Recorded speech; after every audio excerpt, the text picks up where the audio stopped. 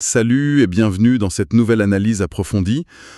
Aujourd'hui, on a une mission assez spéciale. On va décortiquer une courte note de recherche qui est vraiment percutante C'est le moins qu'on puisse dire, ouais. et ça porte sur la politique agricole actuelle au Sénégal.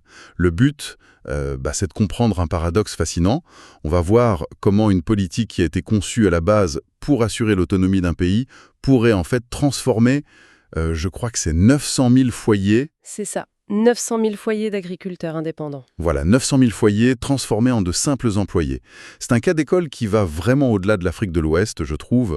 Ça illustre parfaitement comment les meilleures intentions d'un État peuvent se retourner contre les populations qu'elles doivent protéger. La clé de ce basculement brutal, en fait, elle se trouve vraiment dans le choc entre la théorie et la pratique.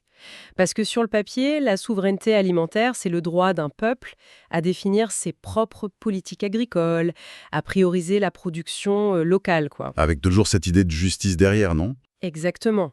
Le tout avec un impératif d'équité sociale. C'est une vision d'indépendance qui est très forte. Mais sur le terrain, les signaux d'alarme s'allument un peu partout.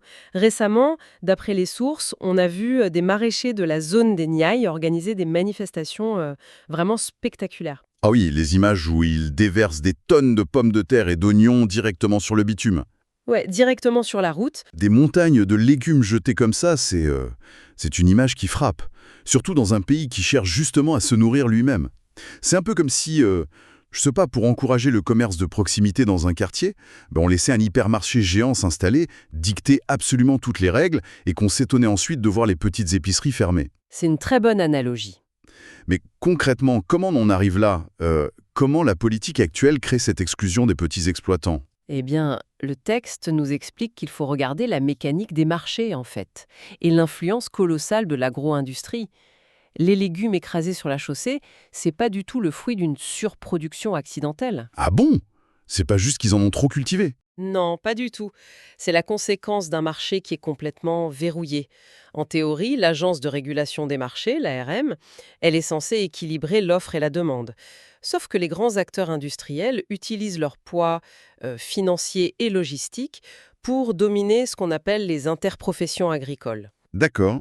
En clair, ils s'assoient à la table des négociations et ils dictent le calendrier et les volumes. Attends, si je comprends bien, ces géants de l'agro, ils se contentent pas de produire plus. En fait, ils contrôlent le système de l'intérieur. Mais comment ils font pour faire chuter les prix au point d'asphyxier le petit maraîcher? Par la maîtrise des infrastructures, c'est super important ça. Un petit paysan, au moment de la récolte, il n'a pas d'énormes entrepôts frigorifiques, tu vois. Bien sûr, il peut pas stocker indéfiniment. Voilà. Il doit vendre immédiatement pour éviter que sa production pourrisse. L'agro-industrie, elle a la capacité de stocker massivement. Donc elle peut inonder le marché d'oignons ou de pommes de terre au moment exact où le petit producteur essaie de vendre. Oh la vache! Et ça provoque un effondrement artificiel des prix. Exactement. Le maraîcher indépendant, il se retrouve contraint de vendre à perte. Ou alors, par désespoir, de jeter sa récolte sur la route. Le document souligne qu'on dérive vers un corporatisme pur et dur, en fait. Alors, je vais me faire l'avocat du diable une seconde, juste pour explorer l'autre côté de la médaille. On pourrait se dire, en lisant ces rapports, que si ces grandes industries produisent massivement, avec des rendements hyper optimisés et des prix très bas, c'est finalement une excellente nouvelle pour l'approvisionnement du pays, non? Le consommateur, il a accès à plus de nourriture et moins cher. C'est un argument qu'on entend souvent. Et l'argument de l'efficacité technique, il est réel. Mais la note de recherche précise bien qu'il occulte complètement le coût humain et social. D'accord, le prix à payer est trop lourd. Voilà.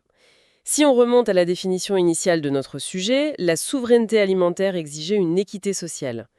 Or, cette efficacité industrielle, elle détruit le tissu rural. Le paysan qui fait faillite, qui arrive plus du tout à vendre ses oignons, il finit par perdre sa terre. Et il devient quoi alors?